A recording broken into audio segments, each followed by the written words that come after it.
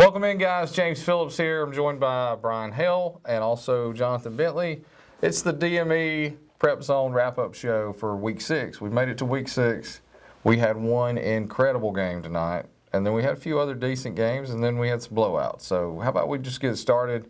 Let's roll through these 6 games because it is Saturday morning already. These guys are going to be watching at 8 a.m., but it's about 2 a.m. right now when we're filming this. I'm on DMEPrepZone.com. That's where you get all your scores. First game we're going to talk about, let's talk about Hanceville and Curry. Curry scored the first 8 points of the game and then gave up 50 unanswered, but then they scored a few late. 50-22 was the final.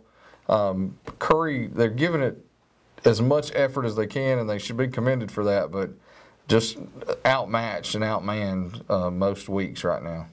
Yeah, they've got playmakers. They've got quite a few of them. Ethan Wideman, who I understand had a good game. Levi Tidwell, and their quarterbacks, you know, he throws good passes, but without a run game, without the good blocking in front of him, and without more receivers than Wideman, guys, it's kind of set up. And the next two, it don't get any easier from here on out. Right. Yeah, I mean, this was one of the games early in the season. I thought, hey, maybe they can win this game, but I mean, the Hanceville quarterback had 6 touchdowns. Yeah. They just couldn't stop him. Yeah, I mean, Hanceville a bigger roster at this point than Curry probably. Yeah, they're having a decent year. Yeah. Better than usual. How about we go to Addison and Vinemont? Addison 21, Vinemont 6. It's just Addison keeps doing what Addison does. Yeah. I mean, this score is kind of par for the course. We've seen so many different score combinations in Vinemont Addison over the years. I mean, it's typical. Yeah, Vinemont's just happy to win that. I mean, Addison. Addison. They just run the ball and they stop Vinemont. Right. They had about 300 rushing yards, didn't throw the ball, and the game was over pretty quick. Right. And I'm sure that's how it is usually with Addison. They get up by 2 or 3 scores, and then they just kind of, you know, run the football and run the clock down, and that's the game. Yeah, shorten the game. It works. Waterloo and Lynn, this was a close game. Came down to a 2-point conversion at the end. Waterloo wins 30-28, and Lynn just keeps kind of coming up short. Yeah, they've lost. I think the coach said, one of the assistants told me, I think they're 5 points away from being 4-1. Right. And here they are 2-3. I mean, just can't catch a break. They still got some things in front of them, so they still got a chance to make the playoffs. But they could have had a really, really special season. Yeah. Yeah. I mean, it's just a few plays away from like you said, being 4-1. How about Summerton Christian 28, Meek 6? Big game for Summerton Christian there at home.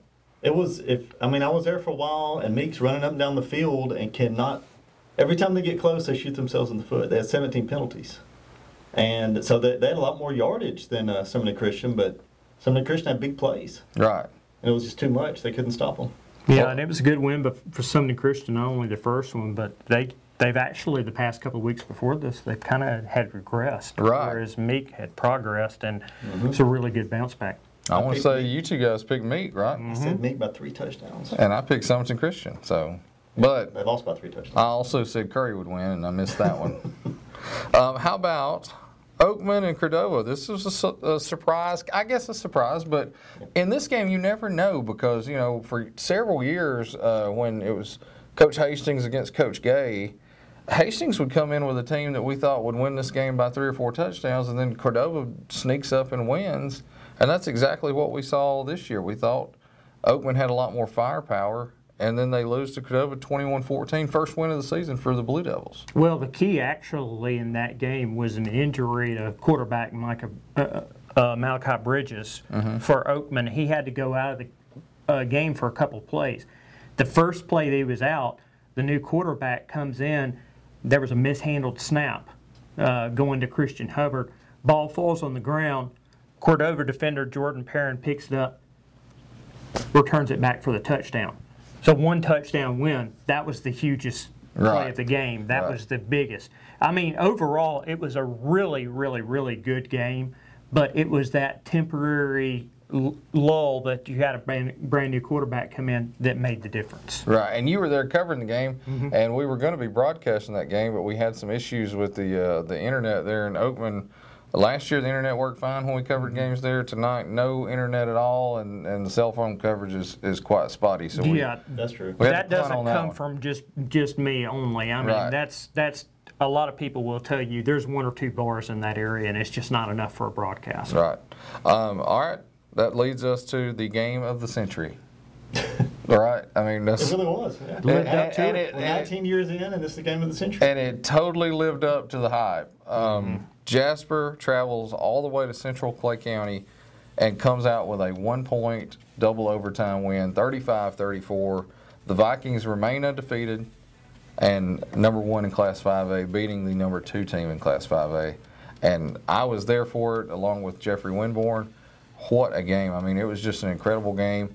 The thing that everybody was talking about, it was on My 68, and I was looking at social media. Everybody was complaining about the officiating in the game, and with good reason. 17 penalties for 170 yards for Jasper, 5 penalties for 50 yards for the home team. If that's not home cooking, I don't know what is. Well, I mean, it's pretty obvious to me right now. It was on a statewide broadcast. There's no reason that there can't be official observers looking at that game. Right. Okay, we know what happens in other stadiums, Hamilton, but it's not on, most Hamilton games are not on a broadcast. Those officials need to be taken a look at. Yeah, definitely. So, I mean, it was, the fans were letting them have it. Coach Moore was as fired up as I've ever seen him. But he handled it very graciously after the game and said, yeah, some of those penalties were on us. You think he's going to be hoarse tomorrow? Yeah, he's going to be hoarse. Because, I mean, I saw him at practice this week. I said, are you sick? And he said, no, I've been yelling. Yeah. That was in practice. I can only imagine what it's going to be like. But the team played overall. I think Jasper played well. They hurt themselves with some penalties, overcame those, but made big plays when they had to. Had a 77-yard pass at one point. Sawyer hit Chapman on that one that set up the game-tying touchdown that took it to overtime. Shelton and Collins both had 2 good touchdown runs. And then the biggest play of the game was the pass from a freshman, Rosenfeld, to Carson Alvis, who's a converted offensive lineman who's really never caught a ball in his life, and it scores what becomes the game-winning touchdown. And Preston Reed continues to kick extra points like a machine. And the defensive stop for the 2-point conversion. Right. Two key plays. Right. Because, hey, without that last play. That's right. I was surprised they were going for the win at home like that. Yeah. And I thought there'd be a penalty if they stopped. I really did think that. That's what we were waiting for. You know? Yeah. I thought there would be a penalty on the touchdown to Alvis somehow. You know, I was looking around for flags and never saw At one. Hamilton, that would have been. Yeah, it probably would have been. That's the difference right there. But it was a great game. It really was a great game. I can't wait to talk to Coach Moore this week for his Coach Moore show that we put together. No telling what he'll have to say by then after he thinks about it for a little while. I would say right now, guys, unless there's a whole rash of injuries that we really didn't know about, I could safely forecast that at least until the 3rd round of the playoffs, we don't know by then who they'd be playing. I don't see Jasper losing at all. Right. At all. They'd have to have something crazy would have to happen. Yeah. For them to lose in the regular season, I just don't see it happening. No, I don't see it happening at all. And, you know, a playoff run is probably in the future, but to get to the state championship game, they'll have to beat Clay Central probably. Yeah. You know? And that's what Coach Moore said after the game. I caught up with him on the sideline. Let's go and see what Coach Moore had to say. Oh, man, we fought so hard. We didn't play great all the time. They had a lot to do with that, but we fought our tails off and really proud of our kids. And you guys had probably 200 yards in penalties. Yeah, well, a lot of them are on us. They were a lot on We got to you. clean it up, so we got to be better. Well, and what about you put it in the hands of a freshman quarterback and a guy that's never caught a football? How about that? Yeah. It was awesome. That's a play we've had. We tried to run it down here, and it got blown dead. And we knew we had it, and it's a great throw. Unbelievable throw. What do you say about the defense stepping up there at the end? They did what they had to do. I mean, they did what they had to do. It was just it's a team win, and we'll see them again. You going to enjoy this a little bit? Yeah, we'll enjoy this one. You don't get many of these. Good job, Coach. Thank you. Thank you. Also caught up with Carson Alvis and Spencer Rosenfeld after the game. They were both excited, and let's get those kids on the show too, just so we can see what they had to say about that play. Never caught a ball, and it comes down to you. What can you say?